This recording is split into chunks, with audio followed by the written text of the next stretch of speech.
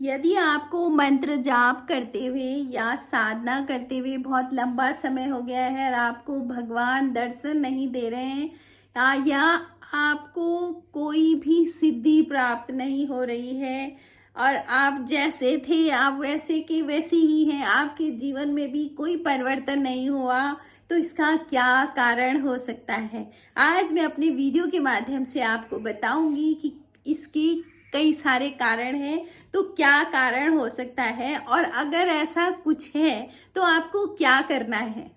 जय श्री राम दोस्तों, कैसे हो आप सब लोग। दोस्तों मैं भी ठीक हूं। तो आज मेरा वीडियो है कि मंत्र जाप जल्दी से सिद्ध क्यों नहीं होता है और वो कौन से देवता हैं जिनका यदि आप मंत्र जाप करोगे, साधना करोगे तो वो आपकी साधना बहुत जल्दी सिद्ध होगी। तो दोस्तों रोज की तरह यदि आपको मेरा वीडियो पसंद आता है तो मेरे चैनल को सब्सक्राइब करें, मेरे वीडियो को लाइक करें, कमेंट करें और शेयर करें। दोस्तों मेरे चैनल का नाम है आध्यात्म का विज्ञान। आध्यात्म आध्यात्म मतलब अपनी आत्मा को जानना, अपने आप को जानना, यही आध्यात्म है। लेकिन इसका बहुत बड़ा साइंस है। तो इसको यदि हमने साइंस जान लिया, क्यों करें, कैसे करें, तो फिर हमको करने में किसी तरह की कोई संकोच नहीं होगा, क्योंकि हमें पता है कि ये सब काम क्यों करना है। तो दोस्तों मैं अपने चैनल के माध्यम से, अपने वीडियो के माध्यम से यही बताना चाहती हूँ कि यदि हम मंत्र जाप करते हैं, हम माला जप करते हैं, हम साधना करते हैं, ध्यान करते हैं, मेडिटेशन करते हैं, तो फिर उनसे हमको अच्छे रिजल्ट क्यों मिलते हैं और कैसे मिलते हैं। असलियत में कारण क्या है, क्यों ये सब करने से हमें सनातन में हमें बताया गया है कि ये सब कुछ करो। हमारे ऋषि मुनियों ने यही कुछ किया था। तो दोस्तों रोज की तरह शुरू करते हैं आज का वीडियो कि मंत्र जाप में कौन सा मंत्र जाप हमें बहुत जल्दी सिद्धि देता है। दोस्तों इसे समझाने के लिए, बहुत अच्छी तरह से आपकी समझ में आए, इसको समझाने के लिए मैं आपको एक कहानी के माध्यम से आपको बताऊंगी। जो कहानी हमारे पुराणों में है वो कहानी मैं आपको बताऊंगी कि किस तरह से मंत्र जाप हमें सिद्धि प्रदान करता है। दोस्तों माधवाचार्य नाम के एक व्यक्ति थे जो कि साधु थे। वे गायत्री की साधना करते थे। उन्होंने गायत्री की साधना 24 लाख गायत्री के 12 अनुसरण किए थे, लेकिन तभी भी उनको गायत्री की साधना का कोई लाभ नहीं हुआ। दोस्तों इतना ज़्यादा किसी ने साधना की हो और उसे साधना का कुछ लाभ न मिल रहा हो तो फिर व्यक्ति बहुत ज़्यादा डिप्रेस हो जाता है। तो उन्होंने यह देखकर अपने मन में ठाना कि अब मुझे आत्महत्या कर देनी चाहिए। क्या फ़ायदा मेरा, मैंने इतना कुछ करा, मुझे कोई लाभ नहीं मिल रहा है, तो मेरे जीने का कोई मकसद नहीं है। तो दोस्तों वे आत्महत्या करने के लिए नदी किनारे गए, क्योंकि नदी में कूद लगानी थी उन्होंने। तो वहां उनको एक साधु मिले। साधु ने उनसे पूछा तो माधवाचार्य रोने लगे। उन्होंने कहा कि मैंने गायत्री की इतनी साधना की लेकिन मुझे किसी तरह की कोई सिद्धि प्राप्त नहीं हुई। तो साधु ने उनको समझाया कि बेटा, जो वैदिक साधनाएं होती हैं वो थोड़ा देर लगा सकती हैं और वे देर लगाती हैं, वैदिक साधनाएं देर लगाती हैं, लेकिन आपको चमत्कार चाहिए तो मैं आपको चमत्कार दिखा सकता हूँ और चमत्कार से मिला सकता हूँ, लेकिन साधना थोड़ा खतरनाक है। तो उन साधु ने कहा कि देखो साधना थोड़ा खतरनाक है, इसमें क्या दिमाग पागल भी हो सकता है। यह साधना शमशान में करनी है और निर्वस्त्र होकर के करनी है, यहाँ तक कि आप कभी कभी मृत्यु को भी प्राप्त हो सकते हो। लेकिन माधवाचार्य की सर पर तो चमत्कार देखने का भूत सवार था। तो माधवाचार्य जी ने कहा कि मैं तैयार हूँ, वैसे भी मैं अभी आत्महत्या करने ही जा रहा था, तो मुझे देखना है, मुझे चमत्कार देखना है। तो जो वो साधु थे उन्होंने उनको मंत्र दिया। तो फिर माधवाचार्य जी ने मणिकर्णिका घाट पर जा करके 3 महीने तक इस मंत्र की साधना की। दोस्तों, अब आपके मन में सवाल होगा कि वो मंत्र कौन सा था? हाँ, तो वो मंत्र था भैरव देवता का। तो उन्होंने 3 महीने तक इस मंत्र की साधना की, तपस्या में बैठे रहे। तो 3 महीने के बाद ही उनको डरावने सपने आने लगे, उनको बहुत डरावने डरावने अनुभव होने लग गए। तो दोस्तों, 4 महीने बाद उनको एक आवाज सुनाई दी, जो आवाज कह रही थी कि तुमने अपना मंत्र सिद्ध कर लिया है, अब तुम्हें जो चाहिए वो मांगो, उठो और वरदान मांगो। मैं खुश हूं, तुम्हारी साधना से मैं बहुत खुश हूं। माधवाचार्य जी ने ये सुना, उन्होंने कहा ये तो बहुत जल्दी है। तो माधवाचार्य जी ने कहा कि आप जो भी हो, आप मेरे सामने आओ और तब मुझसे बात करो। आप छुप के क्यों बात कर रहे हो? क्योंकि अगर आप देवता हैं और मैंने मंत्र को सिद्ध करा है, तो आपको मुझे दर्शन देने चाहिए। तो प्रभु जी, आप मेरे सामने आइए।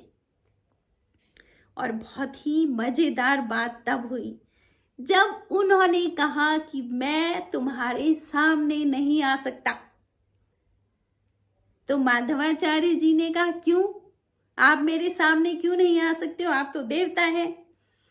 तो भैरव देवता ने कहा कि आपने 12 बार गायत्री के अनुसरण किए हैं, 24 लाख जप करे हैं। आपके पास इतना तेज है कि मैं आपके सामने खड़ा ही नहीं हो पाता हूं।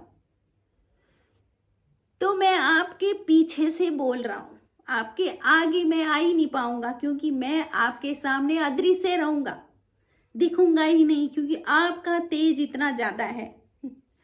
तो माधवाचार्य जी हैरान हुए कि मैंने गायत्री की इतनी साधना की, गायत्री मंत्र का इतना जाप करा, 24 लाख मैंने अनुसरण किए, 12 बार, तो भी गायत्री माता ने मुझे दर्शन नहीं दिए।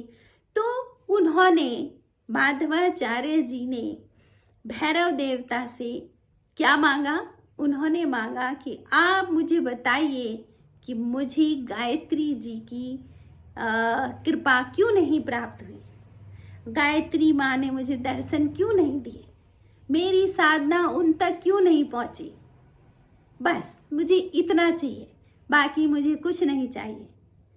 तो उसके बाद भैरव देवता ने उनसे कहा कि आपको मैं थोड़ा शक्ति देता हूं, आप अपने पूर्व जन्म में जा सकते हो। आपने 12 जन्म पूर्व आप अपना जन्म देखें।